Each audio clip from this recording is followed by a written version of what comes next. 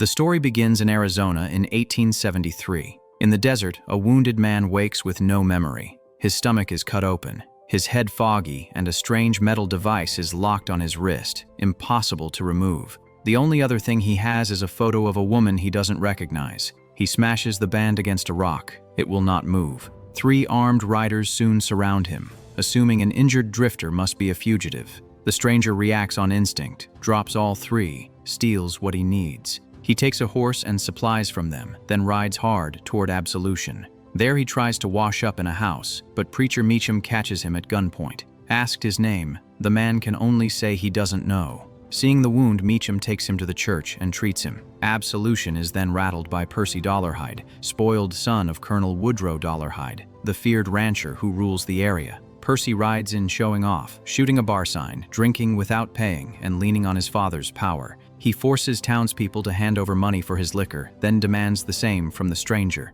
The man refuses. Percy fires a reckless warning and hits another man in the arm. Sheriff Taggart disarms and arrests Percy, even as Nat Colorado warns crossing the Dollarhides is dangerous. Outside town, something unnatural strikes the Dollarhide cattle camp. A blinding flash, burned ground, missing cattle, and total destruction. Taggart plans to deliver Percy to a federal marshal after learning the man Percy shot is a federal officer.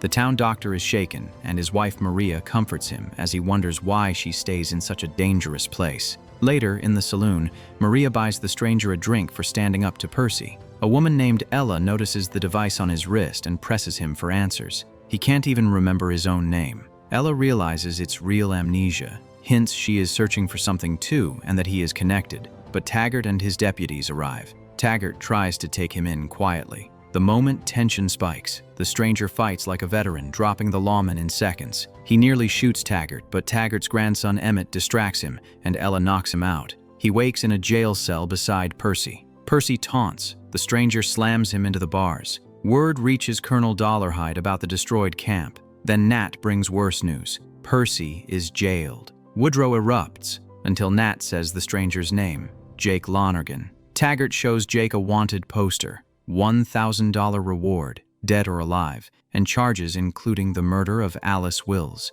the woman in Jake's photograph. Jake still can't remember his past, but now knows he wasn't an ordinary drifter. Jake and Percy are loaded into a carriage. Ella asks again where Jake came from. He has no answer. Woodrow rides into town demanding Percy's release, accusing Jake of stealing his gold and demanding Jake too. The street tightens, ready for bloodshed. Then the sky lights up. Jake's bracelet reacts as flying ships sweep over Absolution and attack, blasting buildings and sending people running in terror. Taggart fights to save Emmett, whom he has raised since Emmett's mother died, gets him clear and is seized by a ship and carried into the air. Woodrow drags Percy from the wrecked carriage, but wire-like tendrils snap down and snatch Percy away in front of him. In the chaos, Jake's bracelet opens on its own. Instinct takes over. He fires a powerful blast and destroys one ship in midair. It crashes, and silence stuns the survivors. For a heartbeat, everyone just stares at the flames.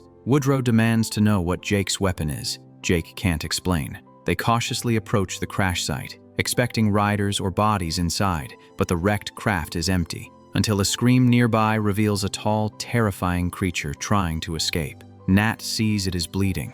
With darkness making tracking impossible, Woodrow orders everyone to prepare and hunt it at sunrise. Absolution stops worrying about outlaws and power. Now they face something far beyond anything they've ever known. At sunrise, Jake rides out, with Ella right behind him. Tired of her speaking in pieces, he stops and demands the truth. Ella admits the creatures didn't only take people from Absolution, they took her people too. She believes Jake is the only one who can help her find them. Jake stays guarded. With his past shattered, trust comes hard. Fear spreads among the survivors. Some assume the captives are already gone, but Woodrow refuses. If the attackers wanted everyone dead, he says, they could have done it in town. They carried people away alive, so there's still hope. He decides to pursue them. Doc joins because Maria was taken. Emmett insists on going to find Sheriff Taggart. Meacham hates bringing a child, but with no one left to look after Emmett, he relents. Jake returns to his cabin, and more memory breaks through. He remembers bringing home a sack of gold, hoping it would buy freedom for him and Alice. Alice sees it for what it is, stolen gold bought with suffering, and rejects it. Jake argues they needed it, but the coins begin to rattle, soften, and melt, lifting upward as if pulled through the roof. A blinding light hits the cabin, and an alien ship takes Alice right in front of him. That memory changes everything. Jake joins the hunt because he wants Alice back. They follow the trail until rain falls and washes the tracks away. With nowhere else to go, they shelter in an overturned steamboat. In the quiet, Meacham offers to teach Doc to use a gun. Doc is uneasy and blaming himself for Maria, convinced he failed her. Meacham tells him faith matters, but not if a man sits still waiting for heaven. Belief isn't enough. If he wants to save anyone, he has to fight. One of Woodrow's men suggests bringing the army. Woodrow dismisses it, saying the army would waste time waiting for Washington and decisions, and by then it would be too late. He remembers losing men in the war because of delays like that. Emmett listens, drawn to Woodrow's strength. Woodrow shares an apple with him and gives him his knife so the boy can protect himself. Jake tends his wounds while Ella watches. She finds Alice's photo, and Jake admits she may be the only person who truly knows him. Before they can talk further, the metal band on his wrist lights up again, clearly a warning. Even bleeding, Jake watches the sky, knowing the device is tied to whatever is hunting them. The threat hits fast. The dog barks and chases movement into the dark. Emmett follows. The barking turns to a cry of pain.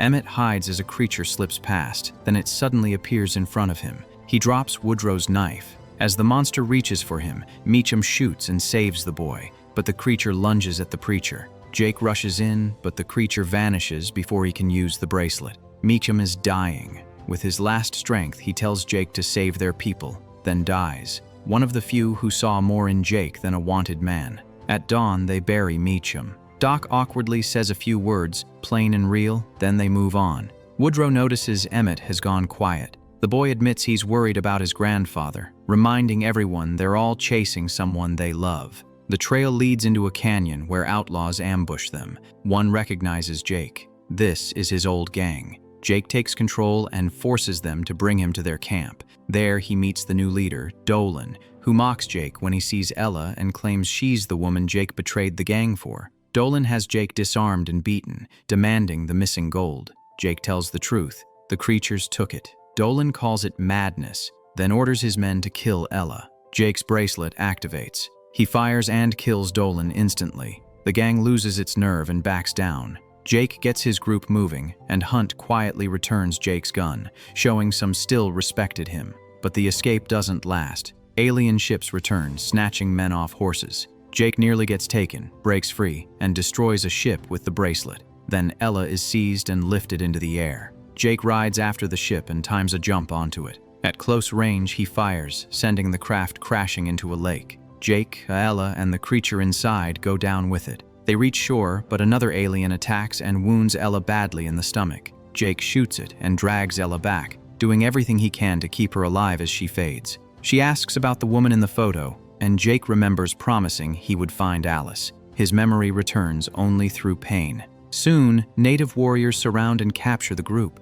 Outnumbered, they can't fight. Bodies are thrown into a fire, including Ella's, and it looks like she's gone. They are taken to an Apache camp and brought before Black Knife, who blames them for bringing this nightmare onto his land. Nat, who knows the language, helps translate as Woodrow and Black Knife clash. Then the fire changes, flames rising as if alive, and Ella steps out of it, alive, finally revealing what she is. She is not from Earth. Ella explains the creatures are here for gold. On their world it's rare, which makes Earth valuable. But the monsters they've fought are only advanced scouts. They don't just take people, they study them, learning how humans fight, think, and where they're weakest. If even a few scouts escape, they'll call in a larger force, and that army will tear through Earth the way it destroyed Ella's home. She came here on purpose, to stop that before it's too late. The problem is Jake is the only one who can lead them to the stronghold, and he still can't remember enough. So Black Knife's people give him a powerful drink meant to force lost memories back. When it hits, Jake is thrown into the past. At first it's warm, Alice again, human and close. Then the memory shifts into the alien underground base. He sees Alice there too, and helpless watches her disintegrate into ash. The truth slams into him. The aliens found him because of the gold he stole. By bringing it home, he led them straight to her. Her death isn't only tragedy. In his mind, it's his fault. The memory turns worse. A creature cuts into his stomach, using him like an experiment. Jake fights back, grabs the strange weapon, and in the chaos locks it onto his own wrist. That's how he escaped. That's how he woke in the desert. And now, after reliving it, he finally remembers exactly where the aliens are hiding. The next day, Jake leads them to the base. A giant central vessel, the mothership, sits hidden in the landscape, with the rest built around it. Ella says it isn't only a hiding place, it's where they dig for gold. Smaller ships keep arriving and vanishing into the larger one. The aliens are still working, still preparing for something bigger. Jake considers sneaking in the way he escaped, but doubts it'll work twice. Ella points out their weakness, arrogance. They don't see humans as a threat, so they won't expect a full assault. Black Knife studies the ground, thinking tactically, favoring higher terrain to strike from above.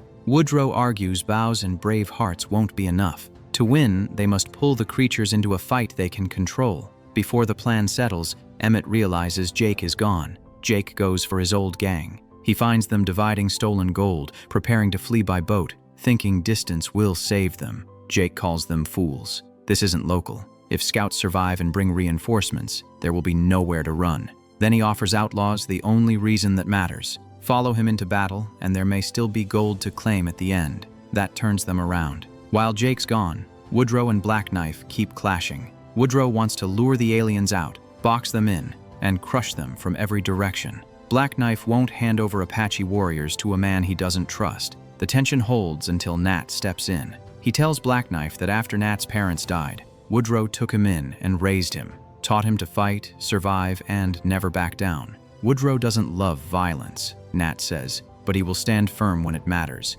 Black Knife hears him, still wondering how a man with so much pride has so few around him. Then Jake returns, with his outlaw crew. Now the assault feels possible. They camp nearby and ready weapons. In the quiet before battle, Black Knife welcomes Nat as Apache, giving him belonging he hasn't had since childhood. Elsewhere, Ella tells Jake she won't stay on Earth much longer. Jake understands and kisses her, both of them knowing time is short. By morning, the assault begins. Jake and his men climb the outer side of the mothership and place dynamite. They realize they have nothing to light it with, but Jake uses his cigarette to ignite the fuse. They scramble away as part of the structure erupts. That blast opens the war. Creatures pour out. Woodrow leads the charge from the front as the fight turns vicious. Doc moves through chaos, treating wounded while battle rages. Woodrow shouts for his men to hold, but he's thrown down and nearly overwhelmed. Nat saves him. With a rope, Nat traps a creature before it can finish Woodrow, but puts himself in its path. The alien lashes out, tearing into him. Woodrow fires again and again, but it won't stop. When it's about to kill Woodrow too, Doc steps in and fires a clean shot into its head, dropping it. It's huge for Doc. Earlier, he could barely hold a gun. Now he saves a life with one, but Nat can't be saved. Woodrow drops beside him, stripped of hardness. Nat, dying, tells him to save Percy. Then he admits he always dreamed of fighting at Woodrow's side. Woodrow answers with the truth Percy never earned. He tells Nat he always wished he'd had a son like him. In that moment, everything Percy never understood becomes clear. Black Knife finally commits when he sees Woodrow still standing. Apache warriors ride in beside Woodrow's men, and the balance shifts. For the first time, the aliens are driven back. Inside the base, Jake and Ella find the captured townspeople hanging in cables, staring into a glowing sphere as if their minds are trapped. Ella warns Jake not to look, but he does. The instant he stares, memory snaps. He remembers being a prisoner and realizes the same thing was used on him. Ella destroys the source, and the captives begin waking. The aliens react. Screams echo through the tunnels. Jake holds them off while Ella frees the prisoners. The fight splits. Some creatures rush outside to meet Woodrow, while others stay inside to stop Jake and Ella. Once the captives are freed, Ella pushes deeper into the caves, Jake following. Outside, Emmett watches until an alien spots him. He runs into a small cave, but another creature corners him. When it can't reach, a smaller creature begins forcing its way out of its chest toward the boy. Emmett grabs his knife and stabs the little thing before it can get him. Shaken, he proves he isn't helpless anymore. Back inside, Ella says there is one way to end it. The mothership can be destroyed with the weapon on Jake's wrist. Jake tries to rip the bracelet off. It won't budge. Ella tells him to stop fighting it and clear his mind. She kisses him, and somehow the bracelet releases. Ella takes it, prepares to destroy the ship from within, and says goodbye like she does not expect to return.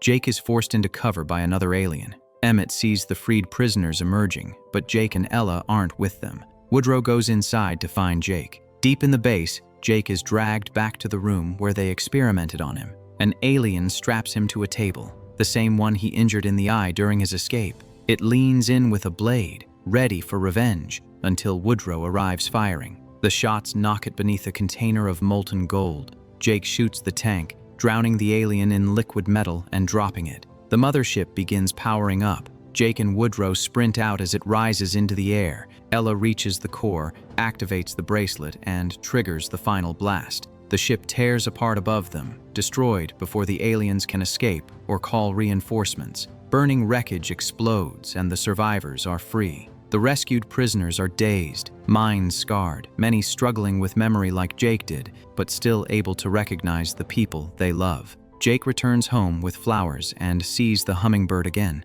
a reminder of Alice. Absolution celebrates. Percy apologizes and the recovered gold promises a future, maybe even a railroad. Jake comes back only to say goodbye. Woodrow offers him a place, but Jake reminds him he's still wanted. Taggart tells him he has paid for his past in the battle. Jake smiles, accepts it, and rides away alone.